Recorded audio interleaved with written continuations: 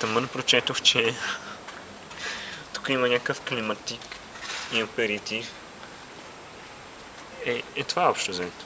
Пише климатик и аперитив. И тук има ремонт на покриви. Между другото е много забавно, че всеки път, когато подминаваме някакви такива обяви за ремонт на покриви, и си казваме, това пък изобщо нямам игра никога, за какво да го гледам. И в някакъв момент, примерно, се получава така, че след няколко месеца ти прокапва покрива. Ти си кажеш, баси градата, нали, защото не си записах номера на време. Не си ли се замисляла, между другото? Има нещо такова, нали?